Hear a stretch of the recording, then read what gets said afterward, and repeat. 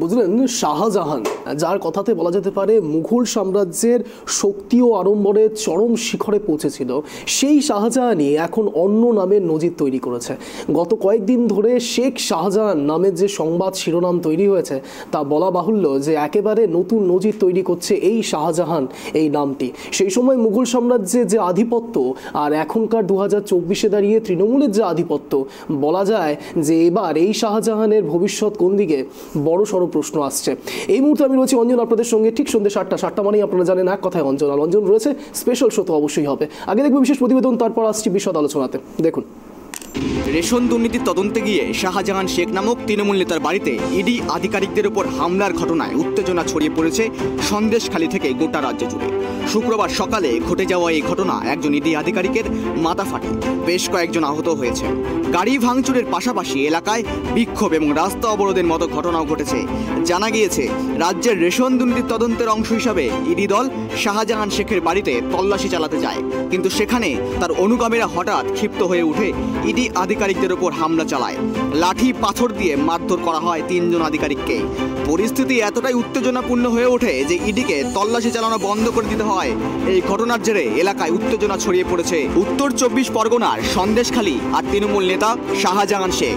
এই দুই নাম এখন রাজ্য রাজনীতির আলোচনার কেন্দ্র।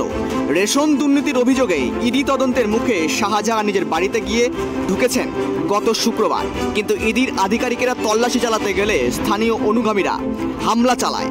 হামলায় 3 জন ইডি অফিসার আহত হন। ঘটনার পর থেকেই শাহজাহান অদৃশ্য। রাজ্য জুড়ে চাঞ্চল্যকর এই ঘটনায় নতুন মোড় ঘুরল শনিবার। ইডি শাহজাহানের বিরুদ্ধে আনুষ্ঠানিকভাবে লুকআউট নোটিশ জারি করল। এর অর্থ সব বিমানবন্দর কর্তৃপক্ষ ও সীমান্তরক্ষী বাহিনীকে সতর্ক করা হয়েছে যাতে শাহজাহান দেশ ছাড়তে না পারেন। সূত্রের খবর, হামলার পর পুলিশের কাছে একটি এফআইআর দায়ের করেছে শাহজাহানের পক্ষ। তাদের অভিযোগ, ইডির আধিকারিকেরা কোনো ওয়ারেন্ট ছাড়াই তার বাড়িতে ঢুকতে চেয়েছেন। তবে ইডির দাবি তাদের কাছে আইনসম্মত ওয়ারেন্ট ছিল এবং পুলিশের সহায়তায় তারা তল্লাশি চালাতে গিয়েছিলেন। এসবের মাঝেই আরেকটি প্রশ্ন ঘুরছে সবার মনে, শাহজাহান আছেন কোথায়? তার অনুগামীরা বলছেন তিনি খুবই ব্যস্ত মানুষ এবং শীঘ্রই ফিরে আসবেন, কিন্তু ইডির আশঙ্কা তিনি হয়তো বাংলাদেশ পালিয়ে গেছেন। হিঙ্গলগঞ্জ ও সন্দেশখালী এলাকায় বিএসএফকে বিশেষ সতর্ক থাকতে বলা হয়েছে ইডির তরফে। গত শুক্রবার রেশন বন্টন দুর্নীতি মামলা তদন্তে সন্দেশখালীতে তৃণমূল নেতা শাহজাহানের বাড়িতে তল্লাশি চালাতে গিয়ে নেতার কর্মী সমর্থকদের হাতে আক্রান্ত হন ইডি অফিসারেরা। সন্দেশখালীর ঘটনায় রাজ্য প্রশাসনকে আগেই পদক্ষেপ করতে বলেছিলেন রাজ্যপাল সিভি আনন্দ বোস। এবার তার শান্তিকক্ষে শাহজাহান শেখের বিরুদ্ধে জমা পড়ল অভিযোগ, আর অভিযোগের ভিত্তিতে পুলিশকে দ্রুত পদক্ষেপ নিতে বললেন তিনি। শাহজাহানকে গ্রেপ্তার করারও নির্দেশ দিলেন রাজ্যপাল। রাজভবনের শান্তিকক্ষে সন্দেশখালীর তৃণমূল নেতা শাহজাহানের বিরুদ্ধে যে অভিযোগ জমা পড়েছে, তার প্রেক্ষিতে রাজ্যপাল জানিয়েছেন কিছু রাজনৈতিক নেতা বা পুলিশের একাংশের বিরুদ্ধে শাহজাহানকে মদত দেওয়ার অভিযোগ উঠেছে। আর অভিযোগ যে শাহজাহান সীমান্ত পেরিয়ে বাংলাদেশ পালিয়ে গিয়েছেন। জঙ্গি সংগঠনের সঙ্গে যোগসাজশের সম্ভাবনার কথাও বলা হয়েছে এই অভিযোগে। এরপরেই পুলিশকে রাজ্যপালের নির্দেশ, যত দ্রুত সম্ভব শাহজাহানকে খুঁজে বার করে তাকে গ্রেপ্তার করতে হবে। যদি তাকে খুঁজে না পাওয়া যায় তাহলে যা যা পদক্ষেপ করা উচিত তা করতে হবে। সন্দেশখালীর ঘটনা কি শুধুই রেশন দুর্নীতির তদন্তের মধ্যে সীমাবদ্ধ থাকবে, নাকি রাজ্য রাজনীতিতে নতুন অধ্যায়ের সূচনা করবে, সেটা সময়ই বলবে। গত শুক্রবার সন্দেশখালীতে যে ঘটনা ঘটেছে তা পশ্চিমবঙ্গের ইতিহাসে কলঙ্কজনক অধ্যায় হয়ে থাকবে। রাজ্যের বুকে আইনের প্রতিনিধি কেন্দ্রীয় গোয়েন্দা সংস্থা ইডির আধিকারিকদের উপর হামলা। গণতন্ত্রের চালচিত্রে কালিমা লেপতে লাগলো। আইনের শাসনের ভিত্তি নড়ে গিয়েছে। স্বচ্ছতার আকাশ ধোঁয়াটে ঢেকে গিয়েছে। এই দুর্ঘটনার প্রতিবাদে জানাতে কোনো শব্দ যথেষ্ট নয়। যেখানে দুর্নীতির বিরুদ্ধে লড়াইয়ের পতাকা উঁচু করে রেখেছে ইডি, সেখানে তাদের উপর হামলা আসলে গণতন্ত্রের গলায় দগ্ধ ক্ষত। যেসব মানুষ আইনের চোখে অপরাধী, তাদের এই পাপকর্ম কেবল দণ্ডনীয়ই নয়, বরং রাজ্যের মর্যাদাকেও ক্ষুণ্ণ করেছে বলে আশা রাখা যায়। আইনের মর্যাদা রক্ষা করা প্রতিটি নাগরিকের কর্তব্য। রাজ্য সরকারের দায়িত্ব আরও কি বেশি? কিন্তু সন্দেশখালীর ঘটনা প্রশ্ন তুলেছে, সেই দায়িত্ব কতটা পালন করা হচ্ছে? আইনের প্রতি আস্থা ভেঙে পড়া রক্ষা করতে কী পদক্ষেপ নেওয়া হচ্ছে? রাজ্যের আইন শৃঙ্খলা পরিস্থিতি কতটা সুস্থির তা নিয়ে উঠেছে প্রশ্ন। এখন প্রশ্ন উঠেছে, যেখানে ইডির মতো আধিকারিকেরা বা কেন্দ্রীয় এজেন্সি নিরাপত্তার অভাবে ভুগছেন, সেখানে রাজ্যের সাধারণ মানুষকে কে নিরাপত্তা দেবে? এই প্রশ্নই ঘুরপাক খাচ্ছে রাজ্য রাজনৈতিক মহলে। Bureau report, tribe TV. কোনো কথা নষ্ট করবো না, সরাসরি আলাপচারিতা করে নেবো। এই মুহূর্তে রয়েছে আমাদের সঙ্গে আমাদের গেস্ট একেবারে স্টুডিওতে বসে, মাননীয় গৌরাঙ্গ চৌহান রয়েছেন তৃণমূল নেতা, এবং একই সাথে রয়েছেন আমাদের সঙ্গে মাননীয় চন্দন সিং বিজেপি নেতা। আপনাদের দুজনকেই ট্রাইব টিভিতে স্বাগত জানাই। আমি বলছি এই বিষয়টিকে কিভাবে আপনারা ব্যাখ্যা করবেন গৌরাঙ্গবাবু, যে এরা যারা বলছেন যে এই শাহজাহানের অনুগামী, সাধারণ মানুষ নিঃসন্দেহে কোনোদিনও দুষ্কৃতিপরায়ণ কোনো কাজের সঙ্গে যুক্ত থাকতে পারে, এটা গণমাধ্যম মনে করে না, কিন্তু এই অনুগামীরা যা কাজ করলো তা দুষ্কৃতিপরায়ণ নয়। কি বলবেন গৌরাঙ্গবাবু? দেখুন, এটা তো আইন ব্যবস্থার মাধ্যমে ঠিক হবে কে দুষ্কৃতি এবং কারা হচ্ছে মানুষের প্রতি অতি অন্যায় অবিচার করে যাচ্ছে। আমরা এখন দেখতে পাচ্ছি 1757 সালে ইংরেজরা যেভাবে করে ভারতবর্ষের প্রত্যেকটা মানুষের বাড়িতে ঢুকে গিয়ে অন্যায় অবিচারভাবে না বলে না কয়ে ঢুকে অত্যাচার করতো, সেই চিত্রটাই আমরা দেখতে পাচ্ছি। আপনি থেকে শুরু করে একেবারে বলতে হয় যে আপনাদের তৃণমূলের ম্যাক্সিমাম এই প্রতিনিধিরা এই কথাটা বলছেন যে কোনো রকম আগে থেকে ইনফরমেশন, রেট কখনো আগে থেকে ইনফরমেশন দিয়ে হয়। গৌরাঙ্গবাবু কি বলছেন? আমি বলি যে আমি যদি বিচার ব্যবস্থার উপরে যদি আমাদের পূর্ণ আস্থা থাকে এবং বিচার ব্যবস্থা যদি স্বচ্ছ থাকে, তাহলে স্বচ্ছভাবে যদি রেড হতে পারেও, তাহলে মানুষ বা যারা অপরাধী তারা তো একটা সময় তো জানতে পারবে যে সে হচ্ছে কালপ্রিট বা দোষী। হঠাৎ করে কারো বাড়িতে ভোরবেলা 5:40 বা 6টা বাজে তার বাড়িতে একটা গেটে তালা হাতুড়ি দিয়ে ভাঙা হচ্ছে, তার বাড়িতে জোর করে ঢোকা হচ্ছে, এটা কি মেনে নেওয়া যায়? গৌরাঙ্গবাবু, আপনি এই কথাটা বলছেন, আমি জানি না কতটা বাঞ্ছনীয় এই শব্দটি, যে আগেই তো তারা গেট ভাঙতে যায়নি, কোলাপস গেট আগেই ভাঙতে যাননি তারা। আপনি যদি একটু চিত্রটা মনে করবেন যে অনেকক্ষণ তারা দাঁড়িয়েছিলেন, 4 ঘন্টা যাবত তারা অপেক্ষা করেছে। তারপরে তারা যখন গেছিলেন তার 30 মিনিটের মধ্যে তারা কোলাপস গেট ভাঙেছেন। ভোরবেলা সকালবেলা উঠে আমরা দেখেছি ফিরাদ হাকিমের বাড়িতেও কিন্তু ভোরবেলা পৌঁছে গেছে। আমাদের এখানে আমাদের এখানে সম্মানীয় বিধায়ক, রেট শব্দের অর্থ কি? দেখুন, রেট শব্দ কি? হঠাৎ করে গেল, গিয়ে হচ্ছে তাকে না ইনফরমেশন করে দিয়ে তাকে হচ্ছে ইসে করা, জানানো বা আপনার সমস্ত তল্লাশি নেওয়া হবে, এই তো। আমাদের এখানে সম্মানীয় বিধায়ক, আমি একটু বলে নিই,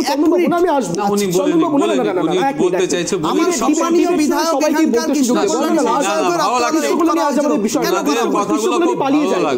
পালিয়ে যাননি, কৃষ্ণ কল্যাণী পালিয়ে যাননি। আপনি কিন্তু সেটা কি বাঞ্ছনীয় ছিল? আমি আবারও বলছি, তার বাড়িতে হঠাৎ করে সব বন্ধ করে দেওয়া হলো। তৃণমূল নেতার নাম নিলেন, কৃষ্ণ কল্যাণী পালিয়ে যায়নি, উনি যাননি, কিন্তু বন্ধ করে দেওয়া হলো। তার বাড়ি তো অসহায় অবস্থার মধ্যে পড়ে গেছিল। নয়, এরকম অনেক আরো অনেক নেতারা আছেন এরকম করে। তো এটা কি হয়? এটা কি মেনে নেওয়া যায়? তাহলে মানুষের অধিকার নেই, এটা ডিবেটের জায়গা নয়।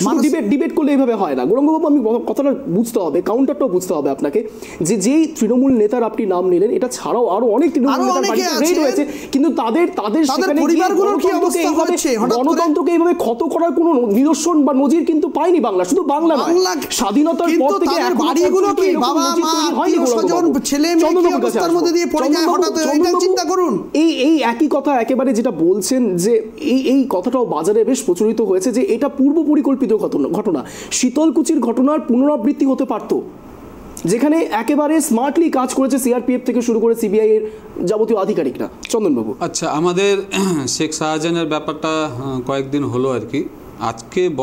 আজকের দিনে আমি 2-3টা জায়গার কথা বলতে চাই, মানে বর্তমান পশ্চিমবঙ্গের পরিস্থিতি নিয়ে। তারপরে আমি মানে আজকের বিষয়টা হচ্ছে আমাদের মূল যে ইডির উপরে যে হামলা হয়েছে সেই বিষয় নিয়ে। ইডি নয় চন্দনবাবু, সংবাদ মাধ্যমের উপরে হামলা হয়েছে, সংবাদ মাধ্যম গণতন্ত্রের 4 নম্বর স্তম্ভ, তাদের উপরে হামলা হয়েছে। কিন্তু এখানে আমি আরেকটা কথা বলি, যে আজকের দিনে গোটা পশ্চিম বাংলা জুড়ে কয়েকটা জেলাতে কি ঘটেছে সেটা আগে বলতে চাই, এবং সেই জায়গাগুলো আগে চিহ্নিত করা হোক, যে পশ্চিমবঙ্গে এই জায়গাগুলো এরকম ধরনের প্রশাসন কি করে চুপ করে থাকে আর এইভাবে সন্ত্রাস কিভাবে ছড়াচ্ছে। আপনি চলে যান চোপড়াতে, আজকে জমি বিবাদে গোলাগুলি হয়েছে, জমি দখলকে কেন্দ্র করে অনেক বড় গন্ডগোল হয়েছে। আপনি চলে যান মুর্শিদাবাদে, দিনে দুপুরে বাড়িতে গিয়ে গুলি করে হত্যা করা হলো সত্যন চৌধুরীকে। আপনি চলে যান নলহাটিতে বোমা ফেটে 2 জন জখম হয়েছে, একজনের নাম রেয়াজ আর আরেকজনের নাম হচ্ছে রকি শেখ। তো এবার বলছি সন্দেশখালি যে ঘটনাটা ঘটেছে, এবং ওনারা কিন্তু বারে বারে যে শেখ শাহজাহানকে বলছে উনি নাকি রয়্যাল বেঙ্গল টাইগার। হ্যাঁ, রয়্যাল বেঙ্গল টাইগার অবশ্যই। আজকে এই ধরনের পশ্চিমবঙ্গবাসী, এই ধরনের তৃণমূলের কর্মী নেতারা যদি তাদেরকে সন্ত্রাসবাদকে এইভাবে যদি সমর্থন করে, এইভাবে যদি আমাদের নিয়ম শৃঙ্খলার বিরুদ্ধে কথা বলে, তাহলে আগামী দিনে এই যে সন্ত্রাস, এই হচ্ছে শেখ শাহজাহান, এরকম কিন্তু প্রচুর পশ্চিমবঙ্গে লুকিয়ে আছে এবং আরো অনেকে জন্ম নেবে। আজকে জানেন যে শেখ শাহজাহানের বর্তমান সাম্রাজ্যবাদী কত বড় ছড়িয়ে আছে। বেশ বেশ বেশ, আপনি এখনই বললেন এরকম শেখ শাহজাহানের মতো আরো অনেক ব্যক্তিত্ব ছড়িয়ে রয়েছে, অনেক ব্যক্তিত্ব রয়েছে। এই একই শব্দ চন্দ্রবাবু আসবো এই ব্যাপারে একটা অডিও কল আপনাদেরকে শোনাবো। শেখ শাহজাহান, প্লিজ আসবো। শেখ শাহজাহান যাকে একেবারে খোঁজা হচ্ছে যে শেখ শাহজাহান কোথায় রয়েছে, শেখ শাহজাহান একেবারে তার উদ্ধৃতি প্রকাশ করেছেন একটা ফোন কলের মাধ্যমে। সেই ফোন কলে আপনাদেরকে শোনাবো যে কথা আপনি বললেন চন্দনবাবু, যে একেবারে শেখ শাহজাহানের মতো এরকম অনেক মানুষ রয়েছে, তার উদ্ধৃতিতেও একই কথা আছে। শুনে নিন একটু। সমস্ত শুভবুদ্ধি সম্পূর্ণ সন্দেশখালী বাসিন্দার কাছে আমার অনুরোধ, আমি শেখ শাহজাহান বলছি।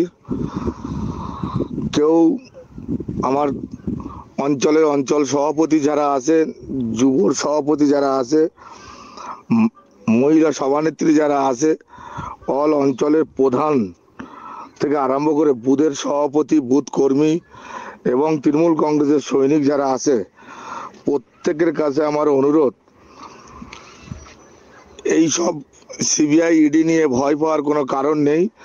সবাই শুভবুদ্ধি সম্পন্ন মানুষ, তোমরা বুঝতে পারছো এটা একটা ষড়যন্ত্র, রাজনৈতিক ষড়যন্ত্র।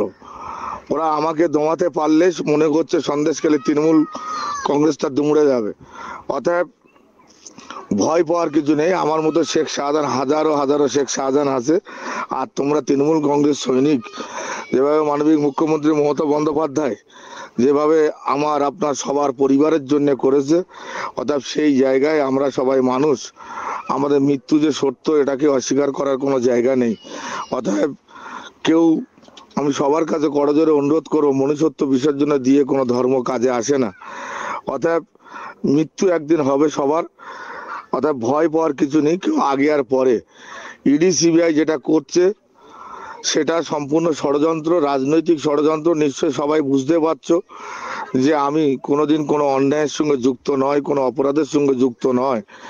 আমাকে যদি কোনো প্রমাণ কেউ করতে পারে যে আমি কোনো অপরাধের সঙ্গে যুক্ত, তাহলে আমি আমার নিজের মুন্ডুটা নিজে কেটে দেবো, কোনোদিন কোনো মানুষের সামনে মুখ দেখাবো না। অর্থাৎ শুভবুদ্ধি সম্পূর্ণ মানুষের কাছে আমার আহ্বান এবং তৃণমূল কংগ্রেসের সৈনিকদের কাছে আমার আহ্বান, যন্তত আপনারা আস্থা বিশ্বাস রাখুন। আমি কোনো ষড়যন্ত্রের সঙ্গে যুক্ত নেই, কোনোদিন অন্যায় পথে চলিনি, কোনোদিন আশা করি যতদিন বেঁচে থাকবো অন্যায়ের সঙ্গে কোনোদিন আপোষ করব না। অতএব ওরা যে ষড়যন্ত্রকারী চক্রান্ত করছে, এটা যে মিথ্যে ভাঁওতাবাজি সেটা প্রমাণ হবে, একটু সময় লাগবে, কিন্তু আপনারা আস্থা হারাবেন না। মমতা বন্দ্যোপাধ্যায়ের পাশে থাকবেন, মমতা বন্দ্যোপাধ্যায়ের উন্নয়নের পাশে থাকবেন। মমতা বন্দ্যোপাধ্যায় যেভাবে সবার জন্যে, সমস্ত সম্প্রদায়ের মানুষের জন্য করছে। আমি আসবো, একেবারে গৌরাঙ্গবাবুর কাছেই আসবো, কিন্তু তার আগে এই ব্যক্তি একেবারে শেখ শাহজাহান, আমার সত্যি নাম বলতে আমার এইভাবে বলতে খারাপ লাগছে, কিন্তু নাম নিতে হচ্ছে এইভাবে, এই ব্যক্তি অর্থাৎ এই শেখ শাহজাহান, এই ব্যক্তি বললেন যে অপরাধের সঙ্গে তিনি যুক্ত নয়। আপনাদেরকে একটা টেক্সট প্লেট দেখাবো, একেবারে ফুল টেক্সট প্লেট, সত্যি তিনি কোনো অপরাধের সঙ্গে যুক্ত নয়। দেখুন, ফুল টেক্সট প্লেট দেখাবো। দেখুন, 2011 সালে সরবেরিয়ার পরিত্যক্ত জমির ওপরে তৈরি হয়েছে নিজের নামে মার্কেট, শেখ শাহজাহান মার্কেট, নাম শেখ শাহজাহান মার্কেট, 5.5 বিঘা জমির উপর। আসছি, বিদ্যাধরী নদীর পাড় বুঝিয়ে নিজের কন্যার নামে পিন মার্কেট ও হ্যাচারি তৈরি। ধামাখালি বিদ্যাধরী নদীর পাড় গ্রাস করেছে এই বাজার। বর্তমানে সেখানে তৈরি হয়েছে একটি একতলা বাড়ি। আলিশান হোটেলে রয়েছে দলীয় কার্যালয়, ভাবতে পারেন, আলিশান হোটেলে দলীয় কার্যালয়। বাসন্তী হাইওয়ের ধারে রাজবাড়ি এলাকায় 100 বিঘা জমির উপরে সুবিশাল বাগান বাড়ি। নারকেল গাছ, সর্ষে ক্ষেত, বিরাট পুকুরের মধ্যে ভিলার কায়দায় অবসর যাপন কাটাতে তৃণমূলের দোর্দণ্ড প্রতাপ নেতা বানিয়েছেন সবুজ রঙের ভিলা। বেশ, আসবো একেবারে গৌরাঙ্গবাবুর কাছে। গৌরাঙ্গবাবু, কিভাবে ডিফেন্ড করবেন এই বিষয়গুলোকে? এই শেখ শাহজাহান একেবারে অডিও কলে বলছেন যে তিনি কোনো অপরাধের সঙ্গে যুক্ত নয়, যদি প্রমাণ হয় যে তিনি কোনো অপরাধের সঙ্গে যুক্ত তাহলে তিনি তার মুন্ডু কেটে দেবেন। দেখুন এই ভিডিও, আমার প্রশ্ন শেষ হয়নি, মুন্ডু কেটে দেবেন বলেছেন, এখনো পর্যন্ত তিনি গোপনে রয়েছেন। গোপনে তিনি এই ফোন কলগুলো ভাইরাল করার চেষ্টা করছেন, নাকি আবারও সত্যি সত্যি এই তথ্য প্রমাণ হবে যে হ্যাঁ তিনি সত্যিই দোষী? কোনটা? আচ্ছা আমি বলে নিই একটু। নিশ্চয়ই বলুন। শেখ শাহজাহান প্রকৃত ওখানকার মানুষের জনদরদি নেতা এবং মানুষের সবার জন্য কাজ করে এসেছেন দীর্ঘদিন থেকে, আজ থেকে নয় তারও অনেক আগে থেকে। তিনি একটা বিজনেস করছেন, ব্যবসায়ী সম্প্রদায়ের মানুষ, ব্যবসায়ের সাথে যুক্ত রয়েছেন। তিনি কিভাবে করে বানিয়েছেন এবং সব কিছুই কী করে তৈরি হয়েছে তার নিশ্চয়ই নথিপত্র সমস্ত কিছুই তা ওনার কাছে আছে নিঃসন্দেহে। এটা নিয়ে কারো যদি সম্পত্তি প্রচুর হয়ে যায়, কি করে অমিত শাহের ছেলে জয় শাহের 3000 কোটি গুণ বাড়লো সেটা আমি বলছি না, আমিও বলছি না। উদাহরণ আমাকে টানতেই লাগবে, তার কারণ শেখ শাহজাহানকে যদি অন্যরা যারা বলছে বিভিন্ন কথা, আবার আমরা দিল্লির রাজপথে পিস্তল হাতে আমি দেখেছিলাম গলি মারো সালেকো, এটাও আমি দেখেছি চিত্র, এটাও আমি দেখেছি যে সন্ত্রাসবাদী হামলা করার জন্য অন্য একজন মেয়েকে, একজন বাচ্চাকে পিটিয়ে কুবিয়ে মারার ঘটনাও এই ভারতবর্ষে আমরা দেখেছি। তো সুতরাং সমস্ত কিছুই আমরা জানি না, কখনোই না। যিনি আমি উদাহরণটা টানতে হয় এটা প্রাসঙ্গিক, এটা একটা ঘটনাকে কেন্দ্র করে যখন মিথ্যাচার করা হয় তখন প্রসঙ্গগুলো এটা ঘটনা উনাকে বলা হচ্ছে যে আমি শেখ শাহজাহান মানে নেত্রী সমর্থন করে, আপনারা এই জন্যই তো বলছেন, আমাদেরকে তো এই জন্যই উদাহরণটা টানতে হচ্ছে। আমরা তো দেখেছি যাকে টাকা নিতে দেখানো হয়েছে সেই শুভেন্দু অধিকারীর বাড়িতে ইডি যায় না কেন? সেই শুভেন্দু অধিকারীর বাড়িতে ইডি সিবিআই যায় না কেন? এটা তো বলতে হবে। এই কথাটি মানুষ হচ্ছে, মানুষকে বিরক্ত করা হয়েছে, সকালবেলা মানুষ বিরক্ত করা হয়েছে, মহিলাদের উপরে ইডি সিবিআই অত্যাচার করেছে, ইডি সিবিআই মহিলাদের উপরে অত্যাচার করেছে, তার বই প্রকাশ। মানুষের পিঠ যদি দেয়ালে ঠেকে যায় মানুষ আক্রমণ শুরু করবে, আর আরো আক্রমণ যদি ইডি সিবিআই এর উপরে হয় নিঃসন্দেহে এটা নিয়ে আমার কথা নয়, আমি নিঃসন্দেহে যখনই আপনারা বলা হবে চন্দ্রবাবু আসবো, চন্দ্রবাবু বলুন নিঃসন্দেহে দেয়ালে পিঠ কারণ ঠেকছে কেন? কারণ ক্ষমতার অপব্যবহার আপনারা করছেন। চন্দ্রবাবু কোঅপারেট করুন প্লিজ, চন্দ্রবাবু প্লিজ কোঅপারেট করুন। গৌরববাবুর একটা কথা প্রসঙ্গে আমার একটা কথা বলতে ইচ্ছে করছে। আপনি নারদা মামলার কথা বলছেন, একেবারে শুভেন্দু অধিকারীর কথা বলছেন, তার বাড়িতে কেন সিবিআই ইডি যাচ্ছে না? আপনাকে একটা তথ্য একটু মনে করিয়ে দেওয়ার চেষ্টা করব। সম্প্রতি নয়, অনেক দিন আগে ফিরহাদ হাকিমকে এই বিষয়ে যখন জিজ্ঞেস করা হয়েছিল এই নারদা মামলাকে নিয়ে, যেই নারদা মামলাতে আপনি শুভেন্দু অধিকারীর কথা বলছেন সেই নারদা মামলাতে ফিরহাদ হাকিমও একই রকমভাবে জড়িত ছিল, এরকমই কিন্তু রাজনৈতিক মহলও বলে এবং ফুটেজও তাই বলে। কিন্তু যদি সত্যি এটা তা হয় তাহলে ফিরহাদ হাকিম নিজে একসময় বলেছেন, শুভেন্দু অধিকারী যখন বলেছিলেন যে এই টোটাল বিষয়টি আসলে রাজনৈতিক পরিকল্পনা ছিল একজনের, নাম আমার এখানে বলার কোনো প্রয়োজন নেই, আপনারা নিজেরাও জানেন, সেই শুভেন্দু অধিকারীর কথাকে কিন্তু মান্যতা দিয়েছিল ফিরহাদ হাকিম নিজে। কি বলবেন? এই বিষয়টা আমাদের জানা নাই, কারণ আমাদের ফিরহাদ হাকিমের কাছে ইডি সিবিআই যায়, কিন্তু শুভেন্দু অধিকারীর কাছে যায় না কেন? ঠিক আছে, যায় না কেন? আপনি বলছেন তার মানে বিজেপির কোন নেতা এখন পর্যন্ত করাপ্টেড না? না, উনি বলুন, চন্দনবাবু বলুন যে বিজেপির কোন নেতা করাপশন করে নাই, এটা বলে দিন। আমরা কিন্তু আমরা মেনে নিব। আপনারা সরকারে আছেন, আপনারা বলুন না, পুলিশ প্রশাসন আপনাদের কাছে সিআইডি আছে, আপনি যখনই আপনার বিজেপির বিরুদ্ধে যারা কর্মসূচি রাখছে তাদের বাড়িতে ইডি সিবিআই যাচ্ছে কেন? গোটা দেশ জুড়ে ইডি সিবিআই কেন? আমাদের দেশে শুধু পশ্চিমবঙ্গের বিষয় নয়, এখানে যারা বিভিন্ন রাজ্যে যে বিজেপির বিরুদ্ধে লড়াই করছে তাদের বিরুদ্ধে আপনারা ইডি সিবিআই পাঠাচ্ছেন কেন? পার্টির না, আপনার হাইকোর্ট আছে, সুপ্রিম কোর্ট আছে, সেন্ট্রাল ফোর্সের আপনারা অপব্যবহার করছেন, চন্দনবাবু সেন্ট্রাল ফোর্সের অপব্যবহার করছেন। করবেন, একদিন এই সেন্ট্রাল ফোর্সও আপনাদের নেতাদের বাড়িতে যাবে, এটা মনে রাখবে। তার যদি প্রমাণ একদিন আপনাদের বাড়িতেও যাবে, আপনাদের কাছে প্রমাণ তাহলে থাকে, আপনি সেটা বলে নিন, প্রমাণ করুন। আপনি বলে নিন, তারপর আমি বলবো। আপনাকে আপনাদের আপনি প্রমাণ বলে নিন। করতে হবে। আমাদের মহামান্য আদালত আছে, মহামান্য আদালত কিন্তু কোনো পার্টির না, এটা সর্বসাধারণ। আপনারা যান, প্রমাণ দিন। গৌরাঙ্গবাবু প্লিজ, গৌরাঙ্গবাবু কন্টিনিউ করুন। আপনি চন্দনবাবু, আমি বলিনি, মানে আমাদের দুজনের কথা বললে পরে শোনা যায় না। হ্যাঁ বলুন, আমি বলিনি, তারপরে আপনি বলবেন। আপনার কথা বলছেন না, এটা আপনি সেই সময়টা ডিফেন্ড করবেন, আপনি সেই সময়টা আপনার সময়টা ডিফেন্ড করুন, আপনি সোজাসুজি দুর্নীতিকার আপনার সময় ডিফেন্ড করুন না। একটা পার্টি করি ঠিক আছে, কিন্তু মিনিমাম একটা মানুষত্ব জ্ঞান থাকবে তো আমাদের, মিনিমামটা। তার মানে আমরা স্বার্থর না, আমরা স্বার্থর ক্ষমতা, তার মানে বিজেপি কোনো করাপশন করে নাই, ক্ষমতার জন্য আমরা একটা বিজেপি কোনো দুর্নীতি করে নাই গোটা দেশ জুড়ে। একটা বেঈমান সন্ত্রাসবাদী তো আপনাদের ঘরে থেকে তৈরি হয়। আপনারা তো নাথুরাম গডসকে আপনারা ওপেন গুলি করেন, নাথুরাম গডসের প্রতিনিধিরা মহাত্মা গান্ধীকে গুলি করে। চন্দনবাবু প্লিজ আমাকে বলতে দিন, কোঅপারেট করুন। গৌরাঙ্গবাবু, আপনি অনেকগুলো কথা বলছেন যে যার প্রসঙ্গে অনেকগুলো প্রশ্ন তৈরি হয়ে যাচ্ছে। এই প্রশ্নগুলো আর করার সময় কতটা পাবো, সুযোগ কতটা পাবো আমি জানি না। গৌরাঙ্গবাবু, আপনি এখনই বললেন যে এই নিথিরাম গডসে থেকে শুরু করে আপনি নানান রকম তথ্য দিচ্ছেন যে বিজেপি কোনো দুর্নীতি করেনি। আচ্ছা, 2011 সালের পর থেকে আপনাদেরকে জনগণ কেন এনেছিল? বিজেপির দুর্নীতির মডেল তৈরি করার জন্য, নাকি সিপিআইএম সরকারের একেবারে বাম আমলে যা যা সমস্যা ছিল সেই সমস্যাগুলোকে নিবারণ করার জন্য? এই 2011 সালে এই শেখ শাহজাহানের হিস্ট্রি বলছে তিনি কিন্তু বাম আমলের একেবারে দুর্দণ্ড প্রতাপ নেতা ছিলেন। সেখান থেকে উঠে দাঁড়িয়ে 2011 সালে আপনাদের ঝান্ডা ধরেছিল, তৃণমূলের ঝান্ডা। এই শেখ শাহজাহান যদি এখন বাম আমলে থাকতেন, বাম নেতা হতেন, তার বাড়িতে যদি সিবিআইডি রেড হতো, তাহলে কি আপনি এই কথাগুলো ভাবে একইভাবে প্রোটেস্ট বা সাপোর্ট করতে পারতেন? দেখুন, আমি প্রোটেস্ট বা সাপোর্টের বিষয় বলছি না, আমি শেখ শাহজাহানকে ডেফিনেটলি সাপোর্ট করছি না, এবং আমার তৃণমূল কংগ্রেসও সাপোর্ট করে না। কথাটা বোঝার চেষ্টা করুন। আমি বলছি ওনার মতো একটা প্রতিনিধি, যে আমার এটা অধিকার নাই, এটা কি অধিকার আছে যে আমি ভোর 5টার সময় চলে যাব, তার বাড়ির তালা ভাঙবো, তার বাড়ির লোকদেরকে উত্তক্ত করব, ওর মানুষকে বিপদগ্রস্ত করব? এই ক্ষমতাটা, অধিকারটা তো আমরা 2014 সালে আগে দেখি নাই। এটা তো ভারতবর্ষের চিত্র নয়, এটা তো 1757 ইংরেজরা করতো, ইংরেজরা অত্যাচার করতো বাড়িতে ঢুকে, যে ইংরেজরা যে অত্যাচারটা করতো সেটাই এখন ইডি সিবিআই করছে। এই অধিকারটা কে দিয়েছে? আচ্ছা বেশ, আমি মানলাম সিবিআইডি করছে, মানছি সিবিআইডি করছে, মেনে নিলাম, কিন্তু সংবাদ মাধ্যম কি দোষ করেছে? সংবাদ মাধ্যম কোথায়?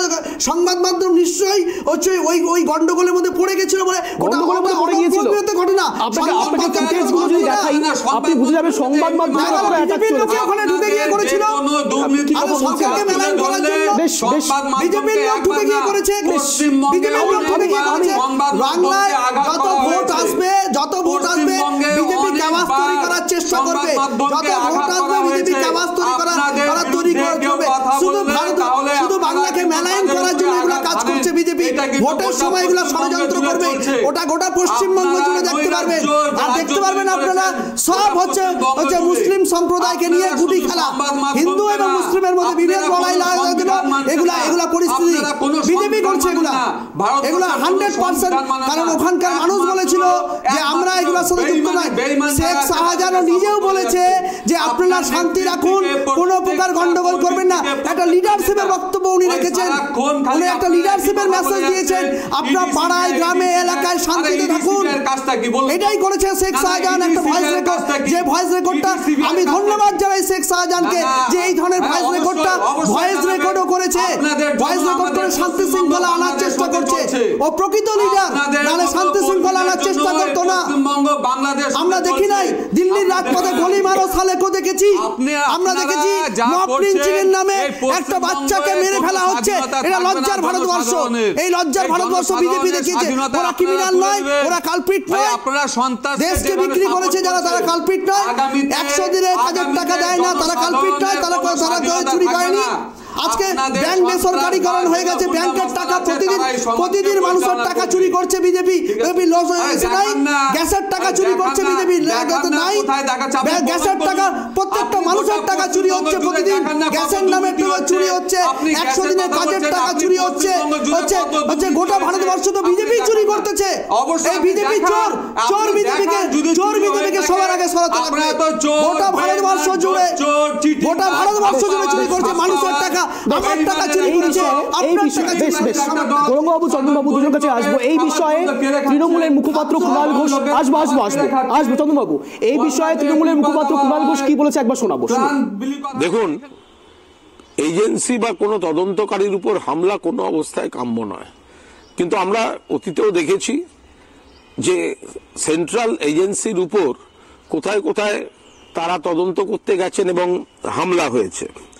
2019 সালে দিল্লির কাছে গ্রেটার নয়ডা সোনাপুরা সিবিআই গেছিল, কারণ তখন ওরা যোগীরাজ্যের যমুনা এক্সপ্রেসওয়ে কেলেঙ্কারির 126 কোটি টাকার দুর্নীতির দুজনকে গ্রেফতার করতে অভিযান চালানো হয়েছিল। গোটা টিমকে আটকে রেখে অশান্তি হয়েছিল। তখন কেন্দ্রীয় সরকার কি করছিল? কেন্দ্রীয় সরকার তো তখন ঘুমোচ্ছিল। এরপরে কেরলের তিরুবনন্তপুরম, সেখানে সিপিএম এর নেতা বালকৃষ্ণনের বাড়িতে তল্লাশি, ইডির তল্লাশি। সেখানে তো সেখানকার পুলিশ গিয়ে পর্যন্ত এই টিমগুলোকে আটকে রেখেছিল। 2015 সালে তদন্তকারী সিবিআইকে আক্রমণ করে সরকারেরই আরেকটি সংস্থা আয়কর, এটা আয়কর দপ্তরের কর্মীদের ঘুষ নেওয়ার অপরাধে গ্রেফতারের কারণে আইটির উপর গ্রেফতার করতে গেছিল সিবিআই, আইটি কর্মীরা চড়াও হয়েছিল। আবার কিছুদিন আগে যদি দেখেন উত্তরপ্রদেশে কি হয়েছিল, সেখানে একজন গ্যাংস্টারকে ধরতে গিয়ে 7-8 জন পুলিশ কর্মী নিহত হয়ে গেলেন। ফলে আমরা এগুলো সাপোর্ট করছি না, কিন্তু পশ্চিমবঙ্গকে একটা চক্রান্তের মধ্যে এনে মানুষকে প্রভোগ করা, এটা চলতে পারে না। তাহলে বাকি উদাহরণগুলো দেখতে হবে। শুনলাম আপনাদের কুণাল ঘোষের বক্তব্য শুনলাম। প্রসঙ্গক্রমে আরো অনেক কথা হবে, কিন্তু সময় এখন একটা ছোট্ট বিরতি, বিরতির পর কোথাও যাবেন না, সঙ্গে থাকুন।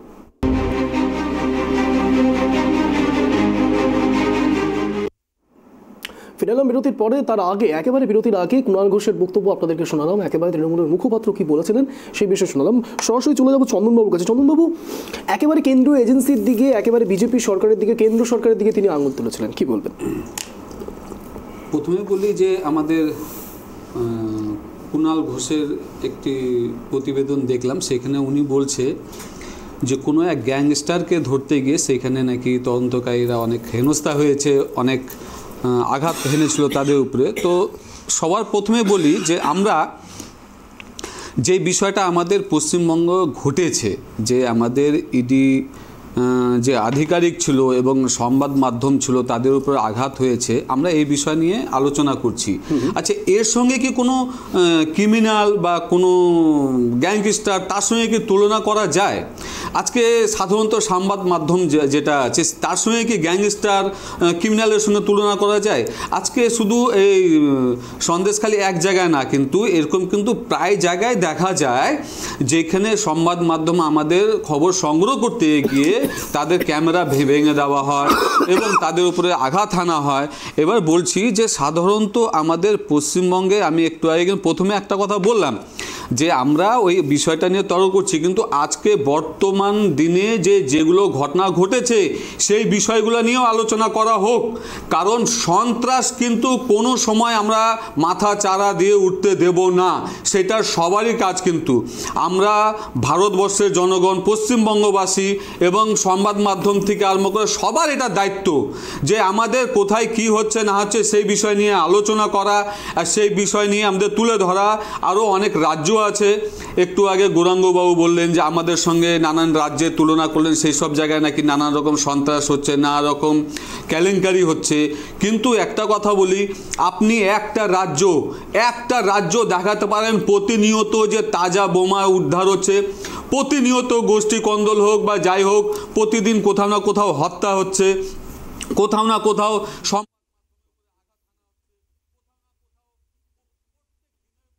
এক জায়গায় ইডি সিবিআই হানা দিয়ে লক্ষ লক্ষ কোটি কোটি টাকা বের করা হচ্ছে। এইসব প্রমাণগুলো দিন। অযুক্তিভাবে তর্ক করাটা কিন্তু ঠিক না। কারণ হচ্ছে আমরা যখনই অন্যায়কে সাপোর্ট করব তাহলে কি হবে, আরও এই শাহজাহানের মতন অন্য শাহজাহানরা কিন্তু মাথা চারা দিয়ে উঠবে। অতএব এটা যে একেবারে শেখ শাহজাহান তো নিজেই অডিও কলে বলছেন যে শুধুমাত্র শাহজাহান না, এরকম অনেক শাহজাহান তৈরি হয়েছে। অবশ্যই, তো আমরা কোনো সময় সমর্থন করি না, এবং আমি দল মত নির্বিশেষে বলবো যে যাই দল করি না কেন, আমরা কোনো সময় সন্ত্রাসকে কিন্তু সাপোর্ট করব না। আইন আছে, আইনের পথে চলবে, রাজনীতির জায়গায় থাকবে। হ্যাঁ, রাজনীতির জায়গায় আমাদের কোনো দলের ফল থাকলে আপনি তুলে ধরবেন, কিন্তু যুক্তি সহকারে, গাইড জোরে না, যুক্তি সহ তর্ক করলেই কিন্তু হবে না। আপনাকে সংবিধানটা মানতে হবে, জনসাধারণের কথা ভাবতে হবে, জনসাধারণের স্বাধীনতার কথা ভাবতে হবে, ভেবে নিয়ে কিন্তু তর্ক যুক্তি করা উচিত। চন্দনবাবু, এবার গঙ্গাবাবুকে সুযোগ দেব। আমি চন্দ্রবাবুর কথাটাকে শুনলাম। চন্দনবাবুর কাছে আমার একটা প্রশ্ন, বিজেপির যতজন সাংসদ রয়েছে তার মধ্যে 75% তাদের হচ্ছে ক্রিমিনাল খাতায় নাম রয়েছে, আমি অন ক্যামেরা বলছি। আচ্ছা, আপনি গুগল সার্চ করুন, মানে বিভিন্ন জায়গায় তারা সন্ত্রাস, তারা হচ্ছে, আমি আপনি কি বিরোধী হিসাবে বলছেন, আপনি কি আপনাদের যে তথ্য, আমি কিন্তু অযৌক্তিক বলছি না, অবশ্যই অযৌক্তিক বলছি না, আপনি সব জায়গায় দেখুন যাদের 75% আপনাদের যত সাংসদ রয়েছে যারা, তারা হচ্ছে দন্তপ্রতাপ, এবং তারা এই ধরনের প্রচুর লোক, প্রচুর, আমি না ক্লিন চিটের বিষয় নয়, আপনি তথ্য দিয়ে বলুন। আমি দেখছি, আমি 75%, আমি এটাকে খণ্ডন কিভাবে করবেন? 75%, মানে আমি বললাম 75% আপনার যত সাংসদ রয়েছে, যে নরেন্দ্র মোদীর নেতৃত্বে 75% সাংসদ হচ্ছে ক্রিমিনাল খাতায় নাম রয়েছে, তাদের ক্রিমিনাল খাতায় নাম রয়েছে 75%। কিভাবে ক্রিমিনাল খাতায় বিভিন্ন ভাবে, একজন দুজন নয়, আপনি একমাত্র দল। আমি তাহলে বলিনি, তাহলে আপনি বলে নেন। বলুন না, আপনি বলুন, বলতে দিন গৌরবাবু, বলুন, আমি বলছি। তারপর কংগ্রেসের সময় যখন সরকার ছিল তারও যেরকম 25 বা 30% যেরকম ছিল, আপনাদের সময় সব থেকে বেশি 75% ক্রিমিনাল খাতা নাম রয়েছে, তারা সাংসদ রয়েছে, তারা নিজের এলাকার এক একজন দণ্ড প্রতাপ ব্যক্তিত্ব। এক নাম্বার। আমি দ্বিতীয় কথা বলি, আমরা খালি একটা কথাই বলতে চাই যে ইডি সিবিআইয়ের নাম করে যত লোকসভা নির্বাচন আসবে, এই ইডি সিবিআইয়ের নাম করে কি প্রত্যেকের বাড়িতে কি যাবে এরকম করে? যদি ভারতবর্ষের সব মানুষের বাড়িতে যায়, তাহলে কি আপনি কি মেনে নেবেন? রাত্রেবেলা, সকালবেলা, ভোরবেলা, রাত্রে 12টা, 1টা, 2টা সময় বাড়ির দরজা ঠক করে তার ঘর বন্ধ করে দেওয়া হয়, তাকে ইসে করে দেওয়া হয়, তার বাড়িকে ঘিরে নেওয়া হচ্ছে, তার বাড়ির লোকদেরকে এবং মা থেকে শুরু করে বাচ্চাদেরকে বিভিন্ন জায়গায় দেখেছি। এটা একটা জায়গার চিত্র নয়।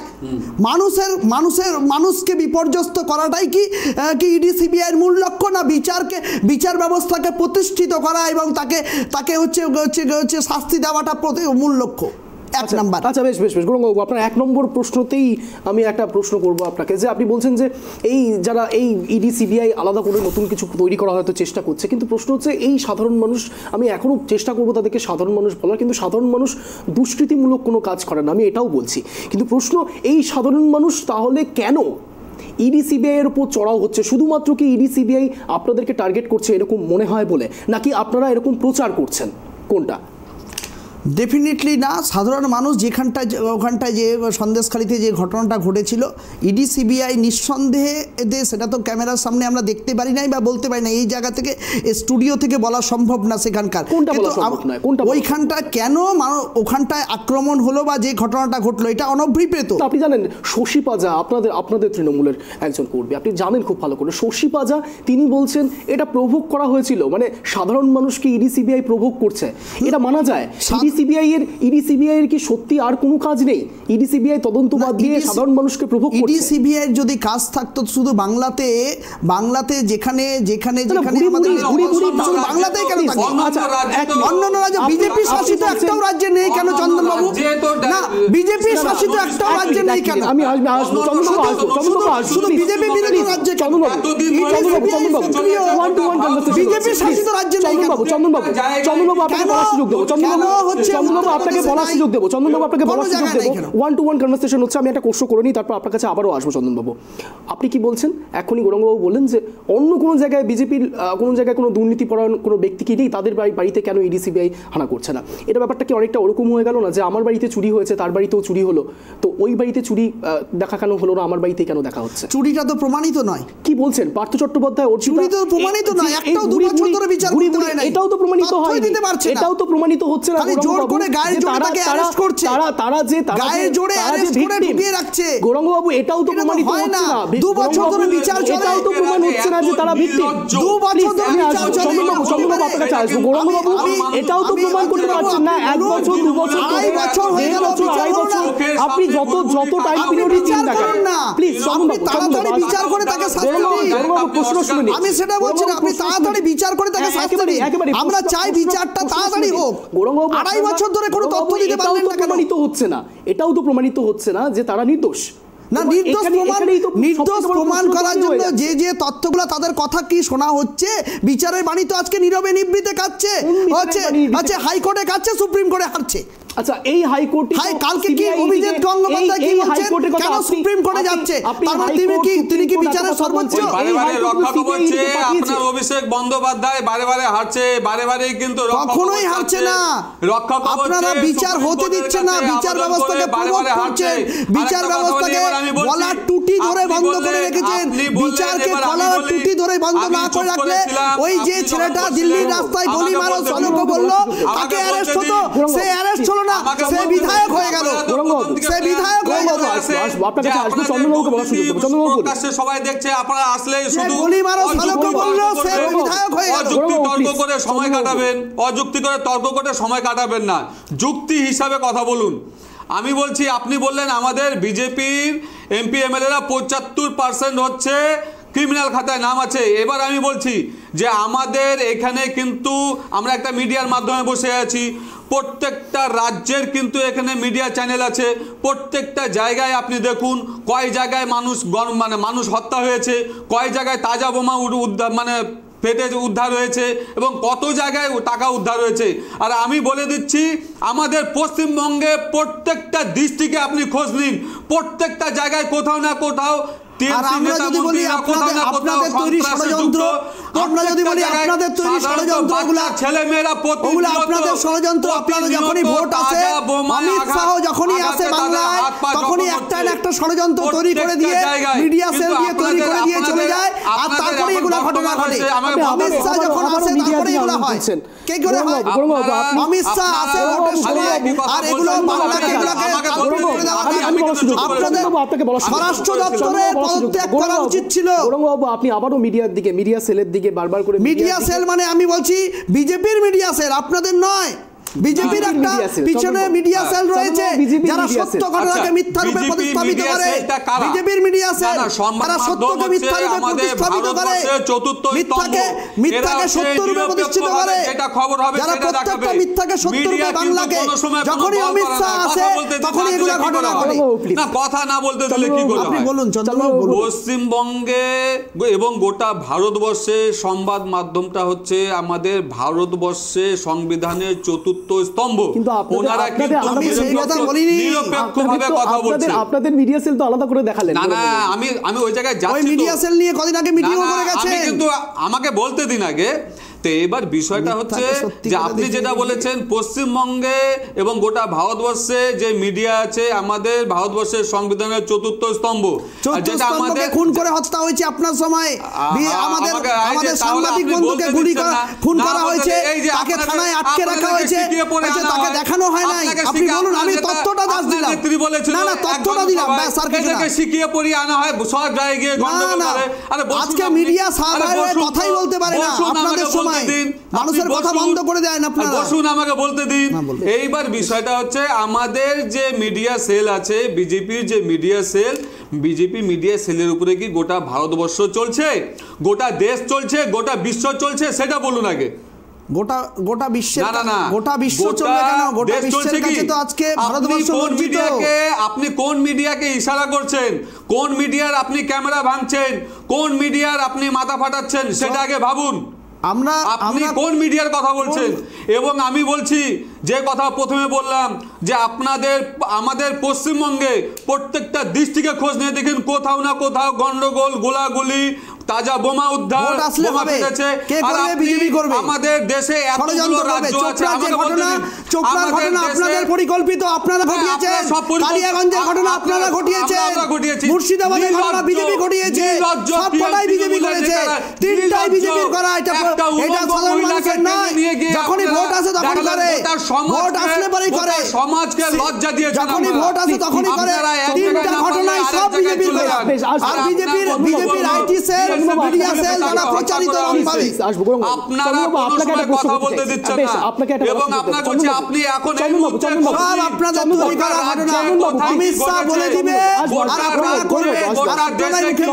চন্দনবাবু, আপনাকে একটা প্রশ্ন করতে চাইছি। একেবারে যেটা বলা হচ্ছে, রাজনৈতিক মহল থেকে শুরু করে একেবারে তৃণমূলের নেতারাও বলছেন, দোর্দণ্ড প্রতাপ নেতারাও বলছেন, কি বলছেন জানেন?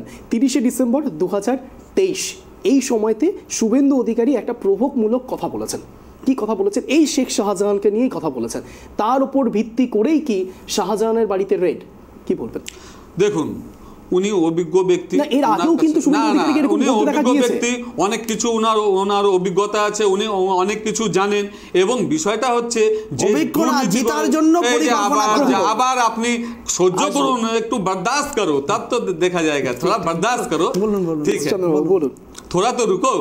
তো বিষয়টা হচ্ছে যে শুভেন্দু অধিকারী যেটা বলেছে, এটা শুধু উনার কথা না, আমাদের সমাজে, আমাদের জায়গায় দেখবেন আমরা অনেক কিছু কিন্তু চোখে দেখতে পাই যে এই লোকটা অন্যায় করছে।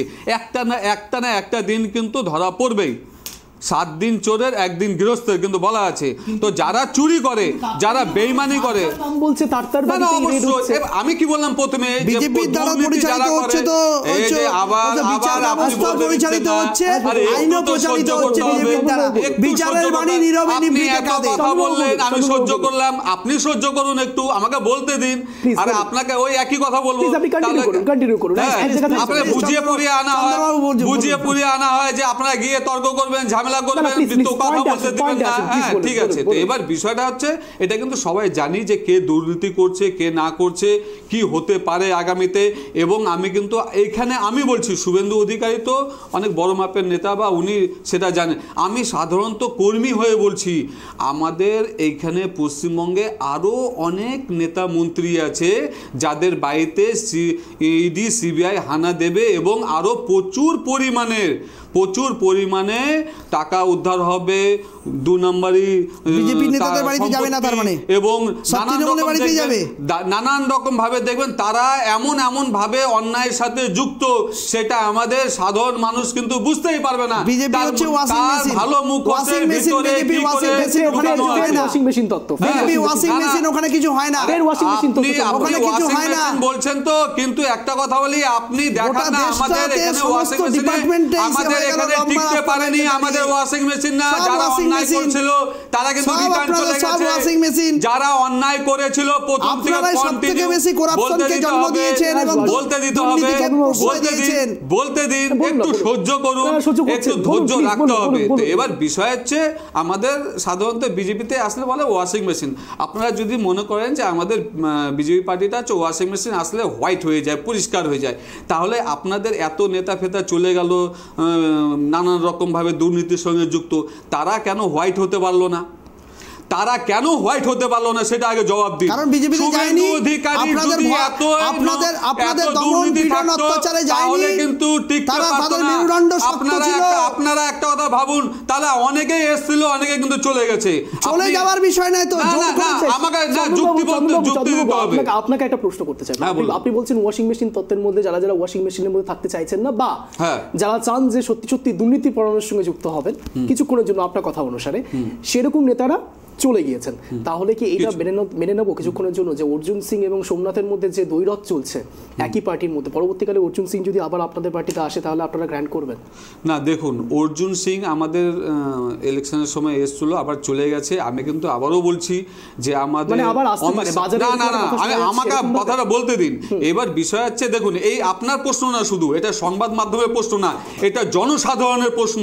আর আমি না অবশ্যই সবাই কিন্তু একই কথা বলে যে 2021 সালে যে কিছু ভুল হয়েছিল আমরাও স্বীকার করি, কিন্তু বিষয়টা হচ্ছে যে আমাদের অমিত শাহ কলকাতার এক জনসভায় এসে কিন্তু বলেছে যে আমরা এরকম দুর্নীতিপরায়ণ কোনো নেতা মন্ত্রীকে কিন্তু সহজে আমরা পার্টিতে নেব না, এবং তারা কিন্তু তাদেরকে নেবে না। আমি না করছি সবকটা সিটে লোক পাবেন তো, হ্যাঁ আপনারা লোক দেওয়া সবকটা সিটে পশ্চিমবঙ্গে যতগুলো লোকসভা সিট রয়েছে সবকটাতে ক্যান্ডিডেট প্রার্থী পাবেন তো? আরে আপনারা নিজেদের কথা ভাবুন, আমাদের তো ক্যান্ডিডেট নিজেদের কথা ভাবুন, নিয়ে যে বাদ দিয়ে আসুন,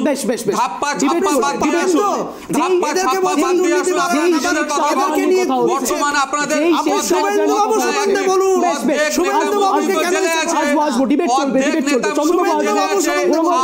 দিতে পারবেন সেটা বলুন।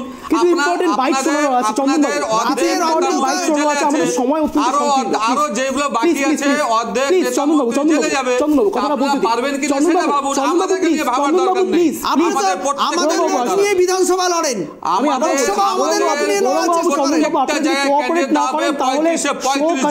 খুব সমস্যাদায়ক। প্লিজ চন্দনবাবু, শো অত্যন্ত একদম সংকীর্ণ, একেবারে শেষ লগ্নে চলে আসছি আমরা। তার আগে একটা ইম্পর্টেন্ট বাইটও আপনাদের শোনাতে হবে। যেই শেখ শাহজাহান নিয়ে কথা হচ্ছে তার একটা ছোট্ট ইতিহাস আপনাদেরকে একটু জানাতে হবে।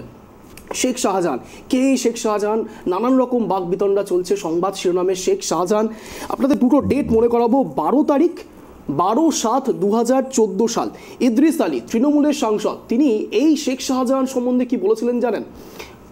সেই সময় তো আমাদের চ্যানেলও তৈরি হয়নি, তাই আপনাদের আর্কাইভে শোনানোর মতো ক্ষমতা সত্যি হয়তো আমাদের যদি থাকতো আমরা থেকে শুনিয়ে দিতাম।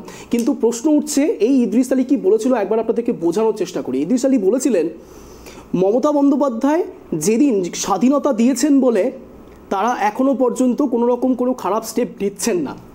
আমি কোট আনকোট বলছি না, কিন্তু এই কথাগুলো বলেছিলেন তিনি, এই ইদ্রিস আলী। তিনি বলেছিলেন শেখ শাহজাহানের মতো এরকম লোক অনেক রয়েছে যারা যদি চায় তারা অনেক কিছু আটকাতে পারেন। এই ইদ্রিস আলী বলেছিলেন 2014 সালে বলেছিলেন। তখন কত বছর হলো? 2011 থেকে 2014, 3 বছর। 2011 সালে এই শেখ শাহজাহান সিপিএম থেকে তৃণমূলে এসেছিল। 3 বছরে এমন কি তৈরি হয়ে গেল তিনি, যার জন্য তাকেই উদাহরণ করে ইদ্রিস আলী কথা বলছেন। শুধু তাই নয়, জুলাই 2021 সিদ্দিকুল্লাহ চৌধুরী তৎকালীন গ্রন্থাগার মন্ত্রী ইয়াজ স্বরে ত্রাণ বিলি করতে গিয়ে এই শেখ শাহজাহানের ডেরায় পড়েছিলেন এবং তাকে কলার ধরে পর্যন্ত, তার সঙ্গে যারা কর্মী সমর্থক ছিলেন তাদেরকে কলার ধরে বিভিন্ন রকম বিক্ষোভ প্রদর্শন করেছিলেন। এই সিদ্দিকুল্লাহ চৌধুরী সেটা অন স্পট অন ক্যামেরাতে বলেছিলেন। প্রশ্ন নানান রকম ওঠে, শেখ শাহজাহান আসলে লোকটি কে? কেন এত পাওয়ার তার? কি এমন ব্যক্তি যার জন্য তৃণমূল কংগ্রেসের হেভিওয়েট নেতারা পর্যন্ত শেখ শাহজাহান সম্পর্কে সাপোর্ট দিচ্ছেন? শশীবাজার থেকে শুরু করে এখন আমাদের পাশে বসে রয়েছেন গৌরাঙ্গবাবু সাপোর্ট দিচ্ছেন, সবাই সাপোর্ট দিচ্ছেন। কিন্তু তার আগে মমতা ব্যানার্জি, একেবারে মুখ্যমন্ত্রী মমতা বন্দ্যোপাধ্যায় 16 তারিখ 2023 সাল এবং 7ই এপ্রিল 2021 সালে কি বলেছিলেন একবার শোনাই, তারপর আসছি, শুনুন। এগিয়ে দিন, মা বোনেরা জোট বাঁধুন।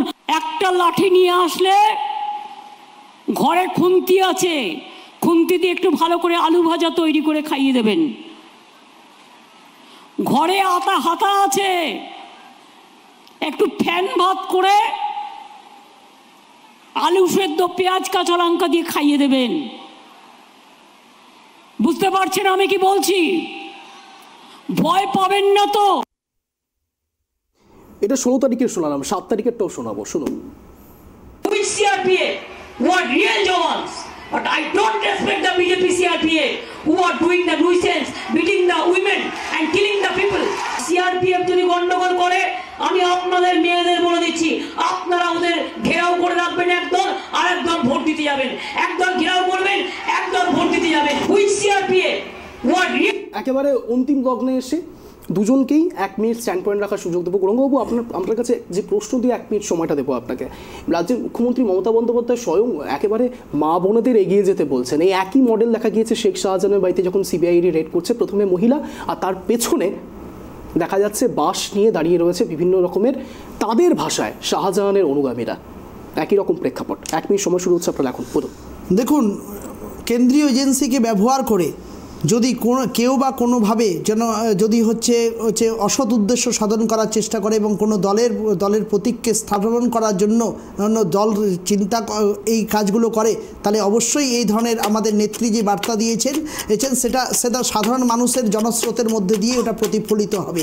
কারণ মানুষ কিন্তু কখনোই একতরফা হতে পারে না। আমি আগেও বলেছিলাম, এখনও বলেছিলাম, এটা হচ্ছে 1757 সালের ভারতবর্ষ নয়, যেখানে ইংরেজদের মতো করে মানুষের বাড়িতে ঢুকে গিয়ে অত্যাচার করা হবে, ভোট বা বিভিন্ন প্রক্রিয়াকে স্তব্ধ করে দেওয়ার চেষ্টা করা হবে।